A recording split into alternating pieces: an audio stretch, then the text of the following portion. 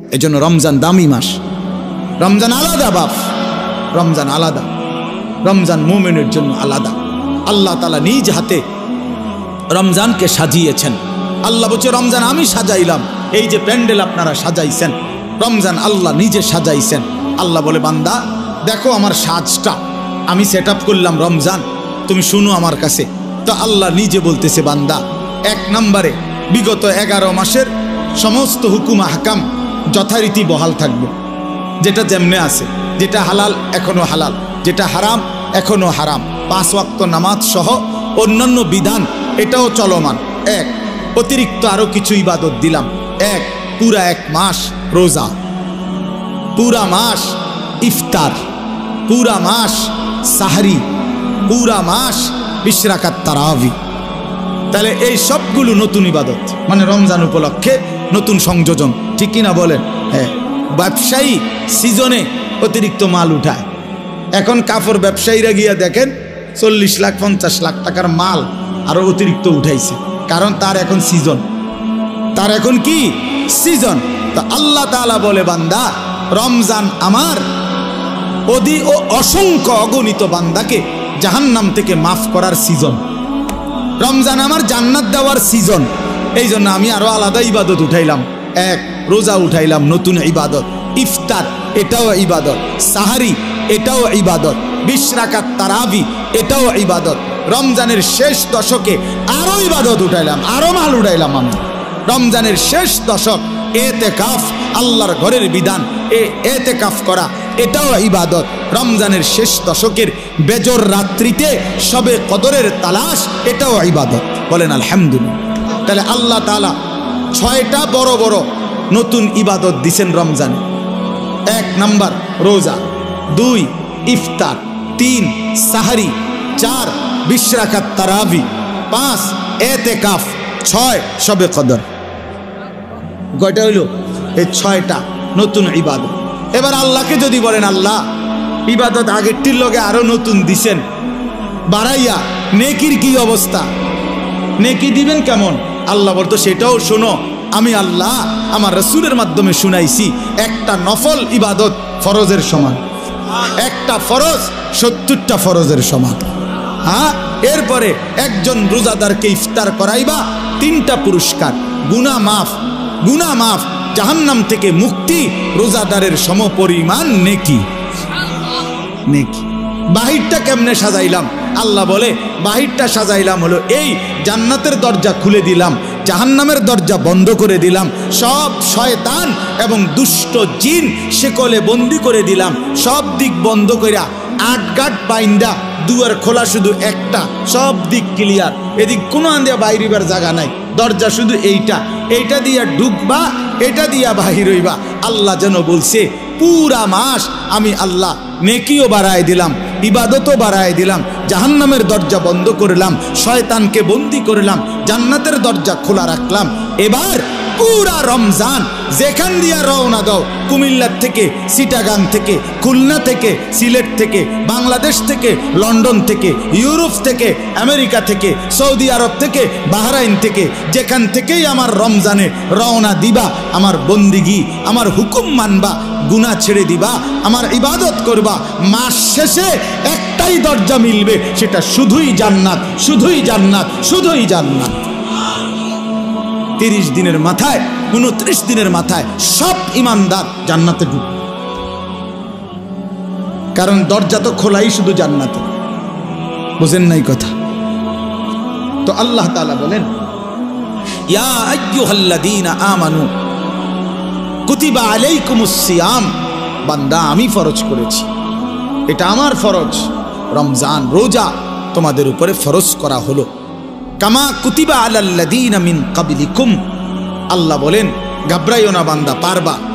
হঠাৎ করে লাভ দিয়ে উঠতো না যে আমি 8টা থেকে 9টা বাজতেই নাস্তা দেরি হলে আমার মাথা গরম হয়ে যায়, হুজুর আমি পারতাম না। আল্লাহ বলে না, পারবা। তোমাদের পূর্বেও সমস্ত ইমানদার বান্দাকে আমি আল্লাহ এই রোজা ফরজ করেছিলাম, তারা যেহেতু পারছে তুমিও পারবা।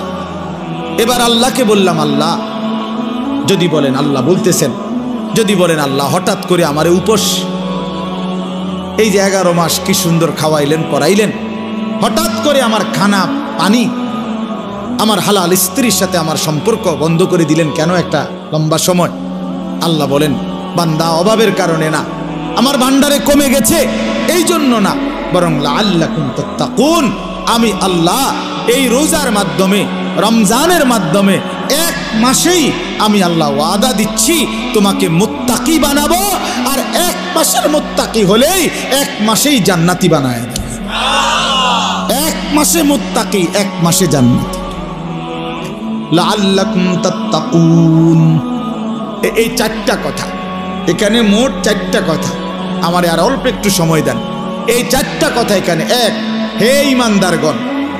2, তোমাদের উপরে রোজা ফরজ করা হলো। 3, তোমাদের পূর্ববর্তীদের উপরেও ফরজ করা হয়েছিল। 4, তোমাদেরকে মুত্তাকি বানানো হবে। কয়টা কথা হইল? 4। এই 4টা কথার 4টা সামান্য একটু ব্যাখ্যা বলি। 1 নাম্বার হলো, ইয়া আইয়ুহাল্লাযীনা আমানু, হে ঈমানদারগণ। প্রিয় ভাই আমার নওজোয়ান, এই কথাটা ইনসাফের সাথে 1টা মিনিট শুধু শুনেন। এই শব্দটা কোরআনুল কারীমের মধ্যে 89 বার আছে। 89, 8, 9। তাইলে আমার প্রশ্ন হইল, আল্লাহ তাআলা 89 বার কোরআনুল কারীমে আমাদেরকে ডাক দিছে, তোমারে ডাকছে, আমারে ডাকছে। আলাদা আলাদা চিন্তা করলে এখানে আমরা যারা বসছি আমাদের প্রত্যেককে ডাকছে, ডাকছে কি না? হে ঈমানদার, হে ঈমানদারগণ, হে ঈমানদারগণ। 89 বার ডাকছে, 89 বার। 89 বার ডেকে কখনো বলছে নামাজ পড়তে, কখনো বলছে রোজা রাখতে, কখনো বলছে হজ করতে, কখনো বলছে গুনাহ ছেড়ে দিতে, কখনো বলছে আল্লাহ তাআলার ইবাদত করতে। এইভাবে 89 বার কোরআনুল কারীমের মধ্যে বলছে। 23 বছর লাগাইয়া বলছে। 30 পারা কোরআনের মধ্যে বলছে। জিব্রাইলের মাধ্যমে পাঠিয়ে বলছে। প্রিয় নবী সাল্লাল্লাহু আলাইহি সাল্লামের কাছে নাজিল করে বলছে।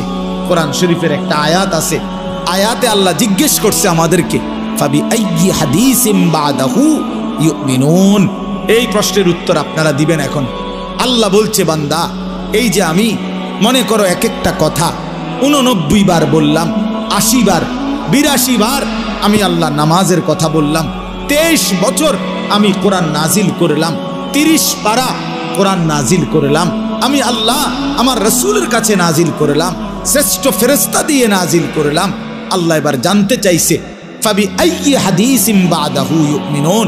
আমার বান্দা বলো না, এরপরে আমি আর কোন কিতাব নাজিল করিলে, এর চাইতে দামি আর কি নাজিল করিলে, এর চাইতে দামি আর কোন রাসূলের কাছে পাঠাইলে, এর চাইতে দামি আর কোন ফেরেশতা দিয়া পাঠাইলে।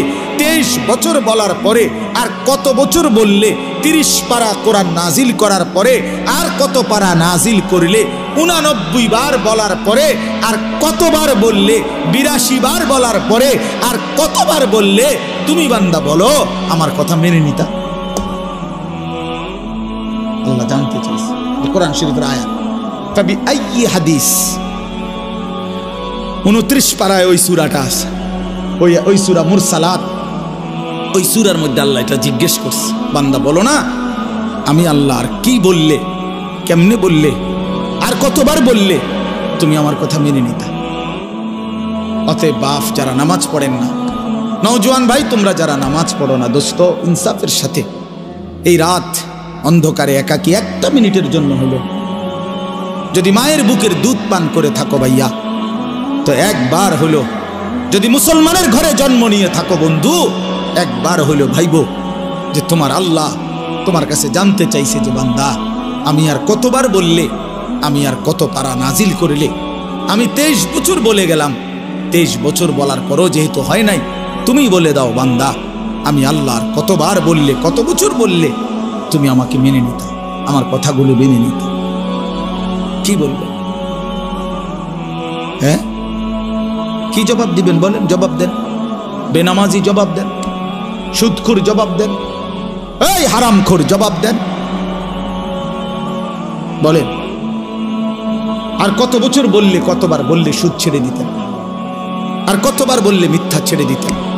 যেই বোনেরা বেপর্দা, ওই বেহায়া বেপর্দা নারীকে জিজ্ঞাসা করেন, এই অসভ্য বেহায়া নারী, আর কতবার বললে তুই পর্দা করতি বোন, বল, বলে। আহ, কিভাবে সম্ভব?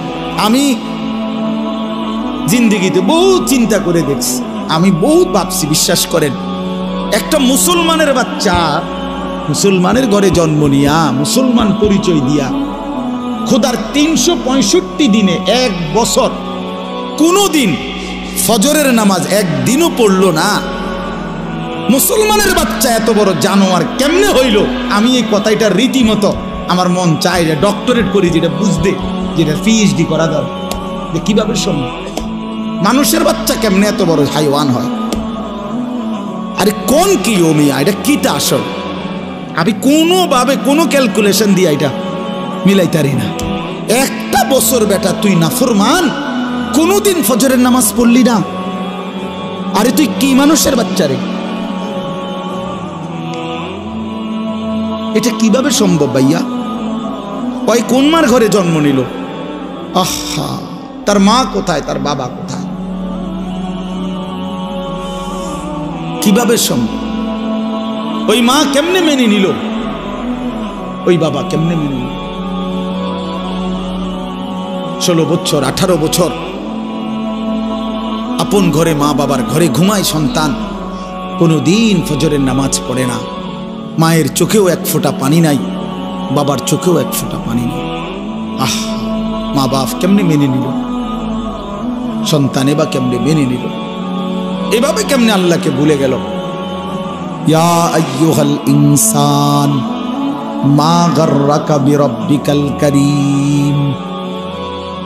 রব্বুল আলামিন বলে, বান্দা, হে মানুষ, আমার মতো দয়ালু মেহেরবান মনিব থেকে কে তোমাকে ধোঁকা দিল? কে দিল?